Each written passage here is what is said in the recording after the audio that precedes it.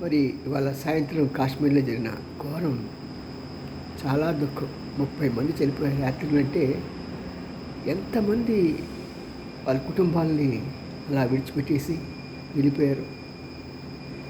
ఎవరు తీరుస్తారు దీన్ని? వాళ్ళ బాధని ఎవరు ఓదారుస్తారు? ఇంటెలిజెన్స్ ఫెయిల్యూర్ తప్పకుండా ఉంది. హోమ్ మినిస్టర్ ఒప్పుకున్నా ఒప్పుకోకపోయినా సరే మాత్రం ఇంటెలిజెన్స్ ఫెయిల్యూర్స్ 100% ఉంది. దీనికి కేవలం ఆ టెర్రరిస్టులే బాధ్యులు కాదు. మరి ఇక్కడ ఇంటెలిజెన్స్ ఫెయిల్యూర్లో ఏ అధికారులు దీనికి కారణమవుతారో వారిని తప్పకుండా శిక్షించాల్సిన అవసరం ఉంది. మరి ఇలాంటి పరిస్థితుల్లో మరి మన హోమ్ మినిస్టర్ సరైన నిర్ణయం తీసుకుంటారని మీరు భావిస్తున్నారా? అలాగైతే మీ స్పందన తెలియచేయండి హోమ్ మినిస్టర్కి. మేము చేస్తాం. See you.